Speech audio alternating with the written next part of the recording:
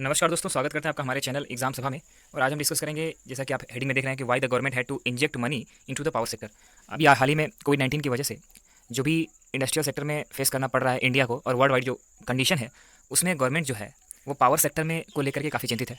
क्योंकि आप जानते हो कि ढेर सारी इंडस्ट्री ठप पड़ी हुई है, शट डाउन पड़ी हुई है।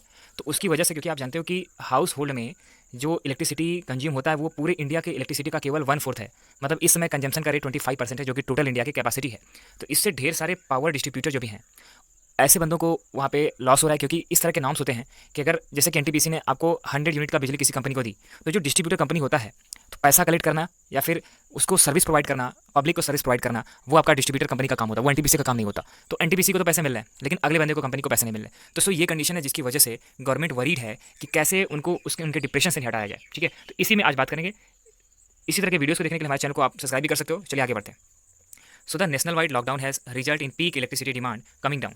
जैसे आपका लॉकडाउन इसमें चल रहा है, तो उसकी वजह से आपका इलेक्ट्रिसिटी का डिमांड भी कम हो रहा है, with the commercial and industrial power demand taking a hit after many factory shutdown. जैसा कि मैंने पहले भी बताया कि फैक्ट्री शटडाउन है, जिसकी वजह से 75% ऑफ टोटल इलेक्ट्रिसिटी का जो कंजम्पशन होता था वो इसमें नहीं हो पा रहा है, जिसकी वजह से इलेक्ट्रिसिटी में शॉक जैसा कंडीशन बना हुआ है।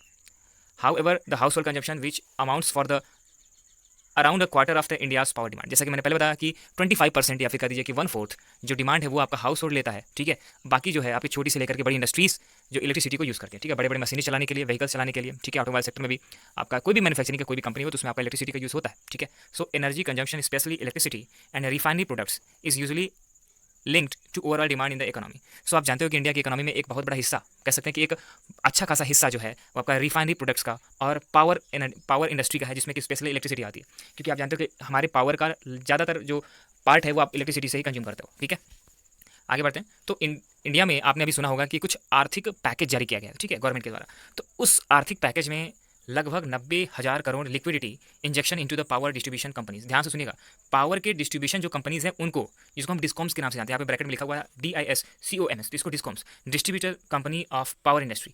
तो पावर जो भी जैसे इलेक्ट्रिसिटी है, ठीक है, तो उसके जो डिस्ट्रीब्यूशन करने वाली कंपनियां हैं, अब तो बहुत से क्षेत्र में, जैसे कि हम दिल्ली की बात करें, मुंबई की बात करें, तो जो बड़े शहर हैं उसमें डिस्ट्रीब्यूशन का काम, बिजली का बिल देना और लेना, वो काम आपका प्राइवेट हाथों में चला गया। ठीक है, लेकिन अभी भी जैसे रूरल हो गया, ठीक है, ग्रामीण क्षेत्र हो गया, तो उन सब क्षेत्रों में अभी भी थोड़ा सा लाइबिलिटी होती है। उसमें सब्सिडी के बेस पर गवर्नमेंट जो है वो पावर सप्लाई करवाती है। तो लगभग 90,000 रुपया लिक्विडिटी गवर्नमेंट ने आर्थिक पैकेज के तौर पर दिया है।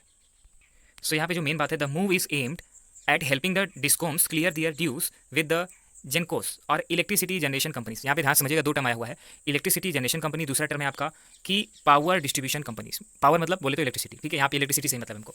तो जो आपका जनरेशन कंपनीज हैं, जब वो आपका डिस्ट्रीब्यूशन कंपनीज को पैसे देती हैं, तो इलेक्ट्रिसिटी देती है, तो उसके एवज में कुछ पैसे भी लेती हैं। ठीक है, तो जो इस समय उनका बकाया बच रहा है, तो उसको वो पूरा नहीं कर पा रहे हैं, जिसकी वजह से उनको फैसिलिटी देने में प्रॉब्लम हो रही है, डिस्ट्रीब्यूशन में प्रॉब्लम हो रही है। ठीक है, अभी और भी मैं रीजन बताऊंगा, क्योंकि आप जानते हो कि इलेक्ट्रिसिटी एक ऐसी चीज़ है, जब वो आपका किसी भी पावर ग्रिड से चलती है, तो उसमें जो पावर लॉस होता है वो बहुत ज़्यादा होता है। तो इसलिए मैच कर पाना मुश्किल होता है कि जितना जनरेट हुआ है या फिर जितना डिस्ट्रीब्यूट होने के लिए आया है वो हमेशा उतना रही जाता है क्या। ठीक है, यहाँ पे थोड़ा सा ये ट्विस्ट है, आप इसको समझिएगा। सो कहने का मतलब क्या है, बेसिक मतलब समझिए कि जो डिस्कॉम्स हैं, जो डिस्ट्रीब्यूटर कंपनियां हैं, उनका बकाया है। ठीक है, उनको पैसे देने हैं, किसको, जेनकॉम्स को, जनरेशन कंपनीज। जैसे मैं 2-3 एग्जांपल लेता हूँ, कुछ प्राइवेट सेक्टर, कुछ पब्लिक सेक्टर। जैसे पब्लिक सेक्टर की इलेक्ट्रिसिटी जो जनरेशन कंपनी है, जैसे एनटीपीसी हो गई, ठीक है, बहुत बड़ी कंपनी है।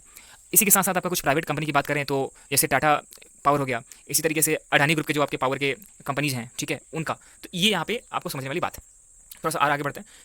Centre will act as guarantor for the loan given by the state owned power finance companies such as PFC और REC limited to the discoms. अब ध्यान से समझिएगा, जैसे कि कभी डिस्कॉम अपनी कंपनी को चलाने के लिए, ठीक है, रेगुलेट करने के लिए लोन लेती है, तो लोन जो होता है उसका एक गारंटर होता है। तो क्योंकि आप जानते हो, जैसे यूपी की बात करें, ठीक है, तो उत्तर प्रदेश में जो आपका बिजली जो गवर्नमेंट लेती है, ठीक है, तो वो उसका गारंटर कौन होता है, तो गवर्नमेंट खुद होती है। ठीक है, तो उस पर्टिकुलर डिस्ट्रीब्यूशन करने वाली कंपनी का जो गारंटर होता है वो गवर्नमेंट खुद होती है। इसलिए उसको लोन को पे करते समय ध्यान देना पड़ता है या फिर इंटरप्ट करना पड़ता है। ठीक है, ध्यान समझिएगा। This was announced as one of the 15 measures in the first tranche to combat the economic disruption from the corona virus lockdown. समझिएगा ध्यान से कि लॉकडाउन होने की वजह से इंडस्ट्रीज जो बंद थी, उसकी वजह से गवर्नमेंट ने कुछ जो भी डैमेज हुआ उसके लिए, इकोनॉमिक डैमेज को कंप्लीट फुलफिल करने के लिए, ठीक है, कम बैक करने के लिए 15 मेजर्स उठाए थे, जिसमें से एक अनाउंस्ड मेजर ये भी था, ठीक है, कि 90,000 करोड़ रुपए डिस्कॉम्स को दिया जाए, डिस्ट्रीब्यूशन कंपनीज फॉर पावर को दिया जाए।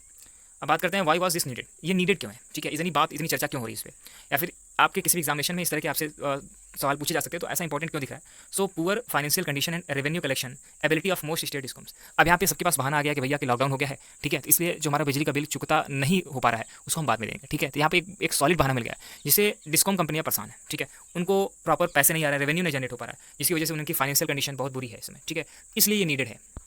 अगला है कि वाई वॉज दिस नीडेड, एक बार फिर से एक नया देखते हैं। एक स्कीम चली थी उदय स्कीम, UDAY, ठीक है, तो that was launched in 2015 to fix the problem of a sector where the upstream side electricity generation was drawing investment even as downstream distribution side was leaking। समझिएगा ध्यान से, मैंने पहले बताया आपको कि दो साइड है, एक आपका है इलेक्ट्रिसिटी जनरेशन साइड, एक है आपका डिस्ट्रीब्यूशन साइड। तो भैया जो जनरेशन साइड है वो आपका इलेक्ट्रिसिटी जनरेट किया, उसका काम वहाँ पे खत्म हो गया, डिमांड कितनी है, उसको फायदा हो रहा है कि घटा हो रहा है, सब्सिडी दे रही है गवर्नमेंट कि नहीं दे रही है, तो उससे कोई मतलब नहीं है, उसको केवल पैसे बनाने से, रेवेन्यू बनाने से मतलब है, ठीक है। तो जैसे एक एग्जाम्पल लेता हूँ, एनटीपीसी इलेक्ट्रिसिटी जनरेशन कंपनी है, वो हमेशा अप स्ट्रीम साइड में रहती है, मतलब कि हमेशा लगभग मुनाफे में रहती है।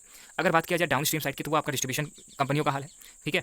तो वो लीक कर रहे थे, या फिर कह सकते हैं आपकी उनकी हालत अच्छी, इकोनॉमिक हालत नहीं अच्छी चल रही थी, तो गवर्नमेंट ने उनको सपोर्ट करने के लिए जो 90,000 करोड़ का फंड जारी किया है, तो इनके सपोर्ट के लिए किया है, ठीक है, डिस्ट्रीब्यूशन कंपनीज के लिए। अब बात करते हैं कुछ स्टेजेस में समझने की कोशिश करेंगे कि कैसे इलेक्ट्रिसिटी आपका बनता है और वहाँ से जाकर के सप्लाई या डिस्ट्रीब्यूट होने के लिए जाता है। So electricity is generated at thermal, hydro, renewable energy power plants. समझिएगा ध्यान से, ढेर सारे पावर प्लांट्स अलग अलग तरह के चलते हैं, जैसे कि कुछ थर्मल बेस्ड हैं, तो एनटीपीसी थर्मल में एक चीज़ और ध्यान से सुनिएगा, कुछ गैस से चलते हैं, कुछ कोल से चलते हैं, तो इसीलिए यहाँ पे कोयला का भी एक अच्छा खासा रोल आ जाता है। तो कोयला की इंडस्ट्री भी आपका, कोल इंडिया को भी तो बंद करना पड़ा होगा ना, थोड़ी बहुत डिस्टर्बेंस हुई होगी ना, ट्रेन चलना बंद हो चुका है, तो इस तरह से समझिए कि कैसे इनमें इंटरप्शन हुआ होगा, ठीक है। फिलहाल डिस्ट्रीब्यूशन कंपनीज की ही बात करेंगे। सो पावर कैसी भी हो, हाइड्रो पावर हो सकती है, ठीक है, पानी से बिजली बनाना हो, रिन्यूएबल एनर्जी हो, जैसे सोलर वगैरह हो गया, ठीक है। So the which are operated by the either state owned companies such as NTPC limited, NHPC limited, और the private companies also called the independent power producer, IPPs, इनको क्या बोलते हैं, इंडिपेंडेंट पावर प्रोड्यूसर्स, ठीक है। तो इसको अब जैसे कि टाटा पावर्स हो गई, अडानी पावर्स हो गई, तो ये सारी कंपनीज हैं जो कि डिस्ट्रीब्यूशन के पहले का जो भी स्टेज है, मतलब जनरेशन का पार्ट है, ये जनरेट करके डिस्ट्रीब्यूटर्स को देती हैं। तो भैया प्रॉब्लम इसमें नहीं है, ठीक है, वो जनरेट कर रही हैं, पहले भी करती थी, लॉकडाउन के बाद भी कर रही हैं, लेकिन दिक्कत कहाँ आ रही है, दिक्कत आ रही है सेकंड स्टेज में, कॉम्प्लेक्स ट्रांसमिशन ग्रिड सिस्टम। हमारे इंडिया का ग्रिड सिस्टम, आप उसको एक अलग से मैं वीडियो बनाऊंगा अगर आप कमेंट करोगे, तो ग्रिड सिस्टम जो है वो काफ़ी कॉम्प्लिकेटेड है। अभी तो फिलहाल ग्रिड सिस्टम कुछ अच्छा हुआ है, लेकिन आज से अगर 15-20 साल पहले देखो ना, तो ग्रिड सिस्टम की हालत और भी बदली थी, ठीक है। जैसे कि अगर मान लीजिए एक बहुत बड़े एरिया में 200-300 एरिया में कि में कोई दिक्कत आई, तो पूरा ग्रिड फेल हो जाता था, तो उसमें फिलहाल अब तो काफ़ी सुकून है, लेकिन अभी भी ग्रिड सिस्टम इतना सिंपल नहीं हो सका है। तो सेकंड स्टेज है ग्रिड डिस्ट्रीब्यूशन। पहला क्या हुआ, जनरेशन, उसके बाद आपका ग्रिड को ये आपका पावर दिया गया। अब समझते हैं कुछ कंपनी जैसे कि पावर ग्रिड कॉर्पोरेशन है, विच ऑपरेट द ग्रिड, जो कि ग्रिड को ऑपरेट करती है। तो ये कुछ स्टेट ओन्ड कंपनियां हैं जो कि ग्रिड को ऑपरेट करती हैं, इसमें भी लगभग कोई दिक्कत नहीं है। अब दिक्कत कहाँ आ रही है, थर्ड स्टेज में, जिसमें क्या आते हैं डिस्कॉम्स, मतलब डिस्ट्रीब्यूशन कंपनीज आती है, ठीक है, operated largely bye the state governments. ये आपका ज़्यादातर स्टेट गवर्नमेंट्स के द्वारा, ठीक है, एनटीपीसी ने बनाया ग्रिड सिस्टम, उसको अडॉप्ट किया, ग्रिड सिस्टम ने ग्रिड के हिसाब से, एरिया के हिसाब से उसको डिस्ट्रीब्यूट कर दिया, ठीक है। तो डिस्ट्रीब्यूट करने के बाद डिस्कॉम कंपनी की बारी आती है कि वो अपना रोल प्ले करें। वो रोल क्या प्ले करते हैं कि उनके पास जितनी बिजली आई उसका इनपुट लेते हैं, उसके बाद उसको डिस्ट्रीब्यूट कर देते हैं अलग अलग लोड वैल्यू के हिसाब से। मतलब लोड का मतलब समझते हो आप, किसी एरिया में 24 घंटे में कितनी बिजली कंज्यूम होती है, उस आइडिया के हिसाब से उसको दे देते हैं, ठीक है। अब समझिएगा, however in cities such like as, अगर हम दिल्ली की बात करें, मुंबई की बात करें, अहमदाबाद, कोलकाता, तो इसमें क्या है कि जो डिस्ट्रीब्यूशन का काम है वो आपका प्राइवेट इंटाइटीज संभालती हैं। और ऐसा नहीं है कि अब इसमें कोई सुधार नहीं हो रहा है, अब ढेर सारी जो स्टेट गवर्नमेंट है वो आपका प्राइवेट बंदों को, प्राइवेट प्लेयर्स को ला रही हैं, करें भैया कि डिस्ट्रीब्यूट आप करिए, पैसे आप वसूलिए, ठीक है। तो यहाँ पे थर्ड स्टेज में ही प्रॉब्लम है, ठीक है। अब बात करते हैं कि why there is a problem. अब डिस्कॉम्स में प्रॉब्लम क्यों आई, essentially purchase power from generation companies through the power purchase agreement. PPA जो एग्रीमेंट होता है उसके तहत वो क्या करती हैं कि जनरेशन कंपनी से जो पावर है या इलेक्ट्रिसिटी उसकी डिमांड को मंगाती है। अब इसमें थोड़ा सा और अगर टेक्निकल टर्म में जाए ना, मैं ज़्यादा डिस्कस नहीं करूँगा, सिंपल बात बताऊंगा कि उनको 24 घंटे पहले ही बता देना पड़ता है कि हमें इतनी इतनी एनर्जी या इतनी इलेक्ट्रिसिटी की आवश्यकता है, यूनिट वाइज उतनी इलेक्ट्रिसिटी उनको जनरेट करने के लिए कहा जाता है। अब उसको कंज्यूम कर पाते हो कि नहीं कंज्यूम कर पाते हो, ये डिस्ट्रीब्यूटर की गलती होगी, ठीक है, उनको पैसे पे करने पड़ेंगे, आगे समझिएगा, and then supply it to their consumers. अब वो कंज्यूमर को सप्लाई करते हैं, ये आपका डिस्कॉम्स का काम हुआ। The key issue with the power sector currently is continuing problem of poor financial situation of state discoms. अब जितने भी स्टेट के डिस्ट्रीब्यूटिंग कंपनीज हैं, ठीक है, चाहे वो प्राइवेट हो चाहे वो पब्लिक हो, ठीक है, कुछ क्षेत्र में आपका स्टेट भी प्राइवेट कर देता है, तो उनमें प्रॉब्लम है क्योंकि वे इस समय फाइनेंशियल सिचुएशन उनकी अच्छी नहीं चल रही है, क्योंकि ज़्यादातर किसी भी प्रदेश के अंदर जितनी भी इंडस्ट्री, जैसे कि किसी भी इंडस्ट्री को इलेक्ट्रिसिटी दे रहा था, ठीक है, अब वो कंपनी इंडस्ट्री बंद हो चुकी है, तो वो देगा किसको बिजली, तो प्रॉब्लम यहाँ पे आ रही है। अब बात करते हैं कि due to the cash collection shortfall, यहाँ पे मोटा मोटा बात समझिएगा कि कैश कलेक्शन जो होता था, ठीक है, वो आपका इसमें काफ़ी डाउन हो चुका है, मतलब रेवेन्यू जनरेट नहीं हो रही है, often due to payment delay from the consumers. तो कंज्यूमर्स में पेमेंट डिले होने की वजह से ये प्रॉब्लम आई, ठीक है। और कोविड-19 में तो अच्छा खासा बहाना जो कि मैंने शुरुआत में बताया, discoms are unable to make timely payment for their energy purchases from the generators को वो अपना पैसा चुकता नहीं कर पा रहे, बकाया चुकता नहीं कर पा रहे। दिस गैप कह लीजिए या फिर आपका शॉर्टफॉल कह लीजिए, is met by the borrowing डेफ्ट government subsidies and possibly through reduced expenditures. समझिएगा ध्यान से, यहाँ पे गवर्नमेंट क्या करती है, किसान या फिर कह लीजिए पॉलिटिकली, ठीक है, वो जानती है कि भैया हमको कोई वोट देने वाला है नहीं कोई किसान, अगर महंगा कर देंगे तो कम सस्ते दर पे बिजली उपलब्ध कराने की जो गवर्नमेंट की स्कीम आती है उसमें सब्सिडी वगैरह ढेर सारी देनी पड़ती है। तो ये आपका डिस्ट्रीब्यूशन की जो कंपनियां हैं, स्टेट ओन्ड डिस्ट्रीब्यूशन कंपनियां, डिस्कॉम्स हैं, उनको झेलना पड़ जाता है। इसी वजह से वो कभी फायदे में नहीं जाती, ठीक है। अब यहाँ पे गवर्नमेंट क्या कर रही है, कुछ ऐसे स्कीम ला रही है। यहाँ पे भाई रिजल्ट तो जाना पड़ेगा ना कि कैसे इसको हम सॉर्ट आउट कर सकते हैं। तो गवर्नमेंट कुछ ऐसे स्कीम ला रही है जिससे कि हम सब्सिडी को थोड़ा सा क्रॉस कर सकें, थोड़ा कम कर सकें।